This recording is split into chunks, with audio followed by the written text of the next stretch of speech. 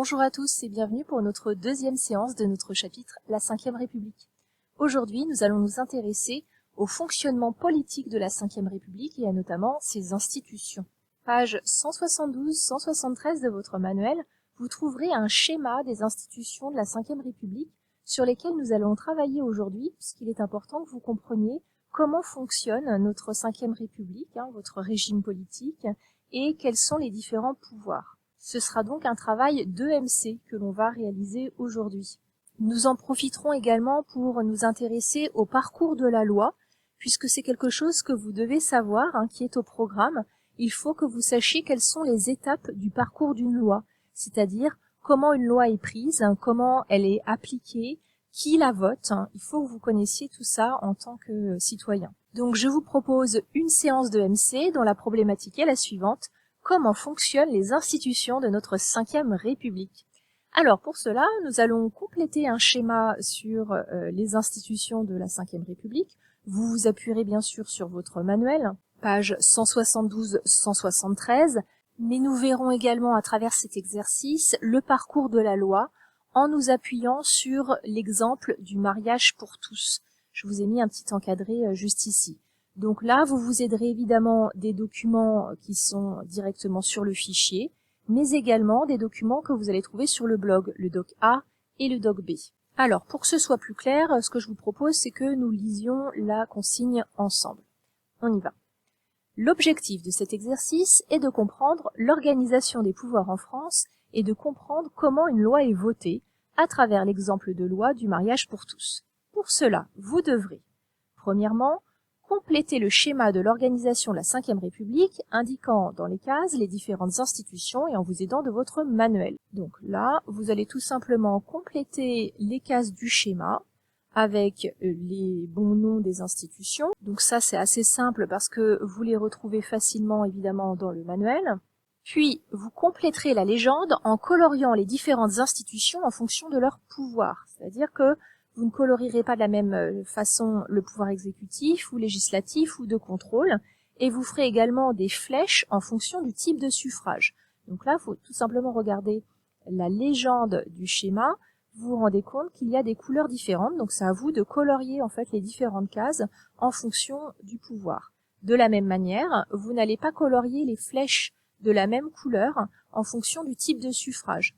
Donc si c'est un suffrage direct, c'est-à-dire que les citoyens élisent directement leurs représentants, eh bien là, vous choisirez une couleur.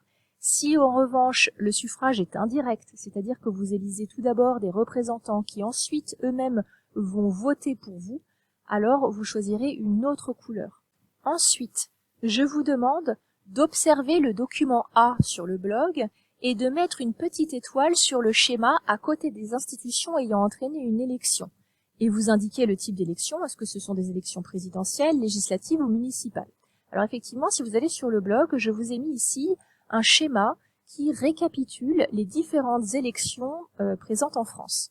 Alors grâce à ce schéma, on comprend vraiment le sens du mot démocratie, c'est-à-dire le fait que le pouvoir soit au peuple, parce qu'on a en fait beaucoup d'élections en France. On choisit nos représentants, et donc vous allez essayer de reporter sur le schéma de travail les différentes élections et vous indiquez à chaque fois par une petite étoile rouge là où il y a des élections et le nom de ces élections.